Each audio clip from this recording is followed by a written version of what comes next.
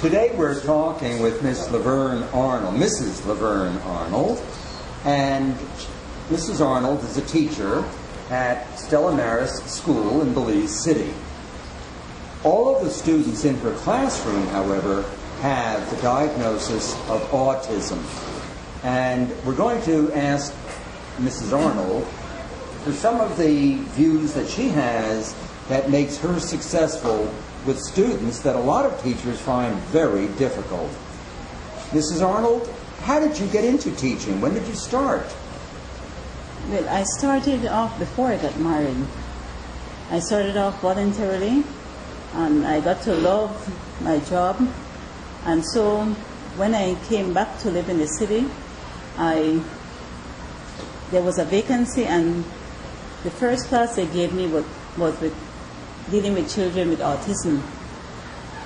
My experiences have been great so far. It's been 3 years since I've been teaching these children with autism, and I've enjoyed what I'm doing. Well, I marvel at how well you do your job. Do you get special training, or how did you learn all the techniques that you use? Well, I read whatever materials I can get my hands on, the internet. Whenever visitors come to our school, I would ask them questions, and many of them deal with children with autism, so I ask them their experiences and I tell them mine, and so I get a lot of information from them. We also do workshops where different techniques are shared with us, and so that's where most of my experiences came from. Now, would you say you have a philosophy about working with children in your classroom, an attitude, a position? I think you do. Well, for me, I show these children love. I befriend them, and that's what have drawn me to them and them to me. If I have to sit on the floor with them, for them to get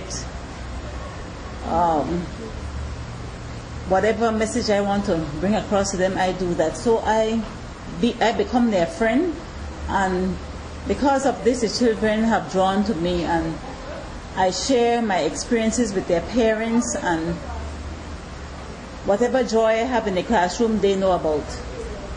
Would you say that it's important to develop a relationship then with the students? It's very important. Because once these children know that you love them and you care for them, you want something better for them, they will do almost anything for you. And so, because I've gotten that relationship with them, it has helped with whatever I am doing here. It has helped my relationship with them because they know that I care for them. Do you use any positive reinforcement? Yes, I do. Whatever good that they do, I praise them. Or sometimes we would ask the entire class to praise them, give them a hand clap or a treat for that day, something that they might like. I give them positive reinforcement. And sometimes I tell them when they're being good, or I praise them a lot. And these children, they love that. They love when you praise them. Now, I notice you have a garden, and I've seen your students working in that garden. Could you tell us a little bit about that? We have planted different vegetables in our garden, and the children, they love watering the garden. They love to pick out whatever weeds we have in there. They're very helpful, and whatever we reap from our garden, we would share with them. Now, I noticed that you seem to think, and I agree with you, that students who have autism are more capable than a lot of people think. Mm-hmm. That's true. We have them, whatever we have around the classroom for them to do, we encourage them to do it.